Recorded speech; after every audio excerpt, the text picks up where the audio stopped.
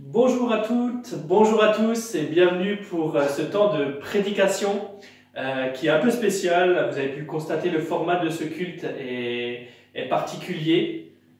Nous avons reçu un mail de Didier qui nous a informé du coup du format de ce culte qui se fait du coup en 4 lieux pour aujourd'hui.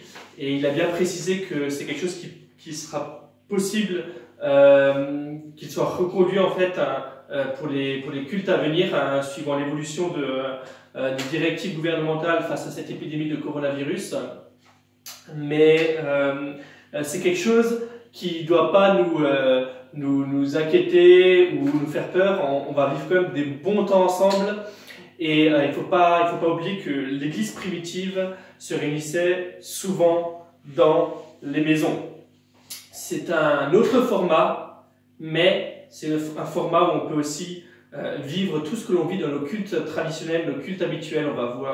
On a des temps où on peut adorer Dieu, des temps vraiment de communion fraternelle, des temps où on va pouvoir s'exhorter par des enseignements, et puis bien sûr des temps de prière. Et j'aimerais vraiment insister là-dessus. Vous l'avez vu dans le mail de Didier, on veut vraiment donner une part importante à la prière face à cette épidémie de coronavirus, face à tout ce qui se passe actuellement dans le monde et qui ébranle particulièrement notre pays. Et nous voulons vraiment prendre des temps dans ces temps de culte, des temps de prière pour notre pays, des temps de prière pour les malades, les personnes qui soient atteintes de ce virus.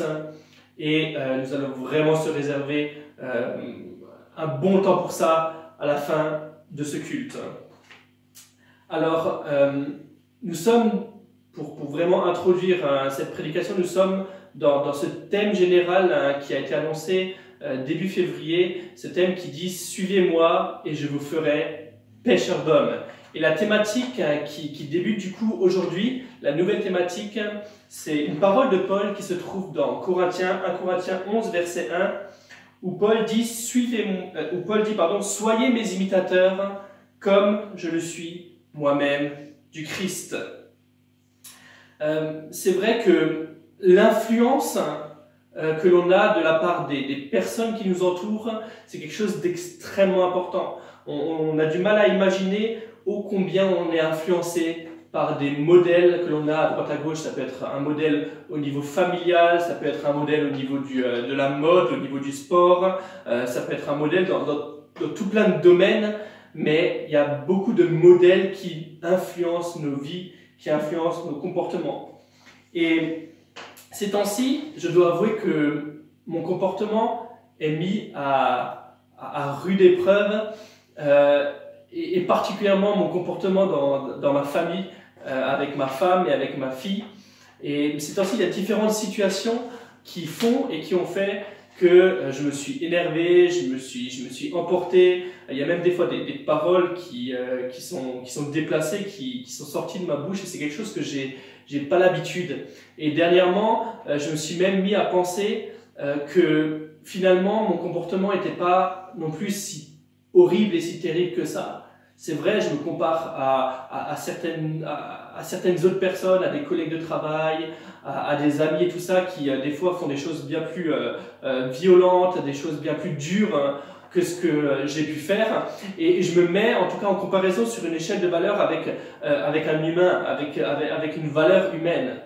Mais j'ai remarqué que c'est quelque chose qui est pas bon. En fait, mon modèle, ma valeur, mon standing, ça doit être le Christ. Ça doit être Jésus.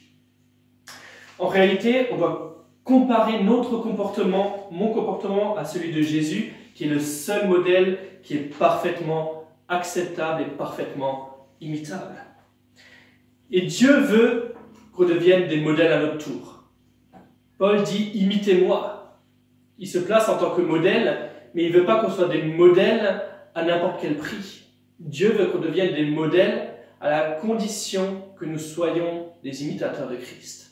Il faut que notre modèle devienne Christ. Et c'est vraiment ce que nous allons détailler, voir lors de cette thématique. Et on va vraiment insister d'abord sur la notion de Christ en tant que modèle.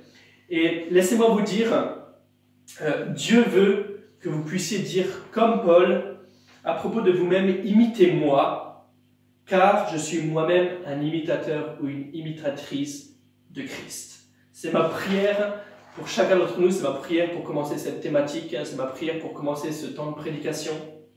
Et c'est vrai qu'il y a beaucoup de travail, c'est peut-être l'œuvre de toute une vie, mais nous avons cette grâce, ce privilège d'avoir le Saint-Esprit qui vit en nous et qui nous enseigne quotidiennement ce qu'est Jésus, qui nous apporte l'enseignement de Jésus dans notre quotidien. Il est censé révéler le Christ en nous. Faisons confiance au Saint-Esprit que cette œuvre, il va la mener à la perfection dans nos vies. Du coup, dans cette thématique, on va aujourd'hui parler de la contemplation. Contempler Jésus. On va aussi parler de la compassion que Jésus a. Et cette compassion, c'est un trait de caractère primordial qui lui a permis d'avoir une grande influence. Et c'est ce trait de caractère que nous devons développer dans notre vie pour pouvoir rentrer dans cette mission que Dieu nous a confiée, de faire de toutes des disciples. Donc vraiment, le deuxième message, on va insister sur la notion de compassion. On va aussi parler de devenir un modèle. Comment devenir un modèle, mais surtout un modèle en prenant exemple sur un modèle qui est connu dans la société, un modèle où on peut vraiment se raccrocher, c'est le modèle parent-enfant. C'est vrai que nos enfants nous prennent comme modèle. Nous sommes les premiers modèles pour nos enfants. Et il y a aussi quelque chose dans ce sens-là dans le domaine spirituel. Aussi bien dans le domaine naturel, il y a la notion de parent-enfant. Dans le domaine spirituel, nous pouvons être des parents spirituels avec des enfants spirituels. Et on va vraiment essayer de faire ce lien entre le naturel et le spirituel pour comprendre comment devenir de bons modèles.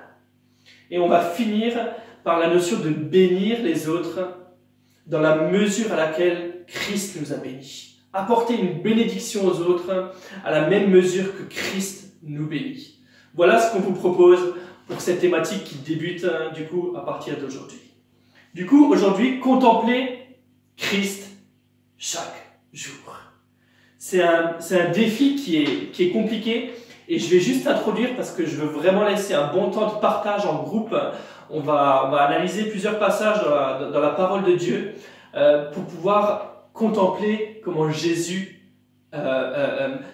réagit face à telle ou telle situation. Et ça va nous amener à savoir comment nous pouvons réagir et comment nous pouvons imiter Christ dans les différentes situations qui se présentent devant nous. Dans Romains 8, verset 29, il est dit « En effet, ceux qu'il a connus d'avance, il les a aussi prédestinés à devenir conformes à l'image de son Fils, afin que celui-ci soit le premier-né d'un grand nombre de frères. » Comme je l'ai dit, Dieu veut que on soit conforme à l'image de Jésus. Il veut qu'on imite le Christ, il veut qu'on soit conforme, c'est vraiment son désir, il veut qu'on soit conforme à Christ. Et Christ, dans ce passage, est décrit comme le premier-né d'un grand nombre de frères. C'est l'aîné.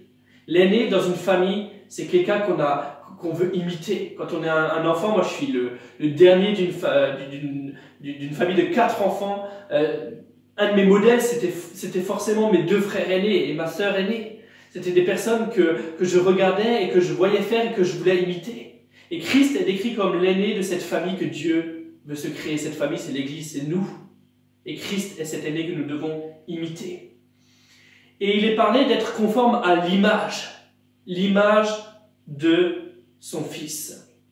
Autrement dit, on doit voir quelque chose à un endroit qui doit nous refléter ce qu'est Christ. Et cette chose, on va le voir au travers d'un passage juste après, cette chose, c'est la parole de Dieu. C'est la parole de Dieu. Laissez-moi juste vous dire, avant de passer là-dessus, qu'il y a aussi une loi qu'on retrouve dans toute la Bible, dans toute la parole de Dieu, que je vais appeler la loi de la contemplation. Cette loi de la contemplation nous dit, plus tu fixes tes regards sur X, plus tu fixes tes regards avec admiration sur une personne X, plus tu deviens comme X. Et si je le ramène vraiment à notre thème d'aujourd'hui, je vais dire, plus tu fixes tes regards avec admiration sur Jésus, et plus tu deviens comme Jésus. Et comme je l'ai dit, Dieu veut qu'on devienne comme Jésus. Dieu veut qu'on devienne conforme à Jésus. Et ma première question pour vous, ce matin, c'est, est-ce que tu contemples chaque jour Jésus-Christ?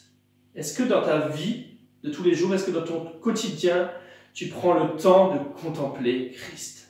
C'est vraiment une question que je veux vous laisser et vraiment prenez-le au sérieux, appliquez-le dans votre semaine qui vient et posez-vous la question, est-ce que je contemple assez Christ dans ma journée?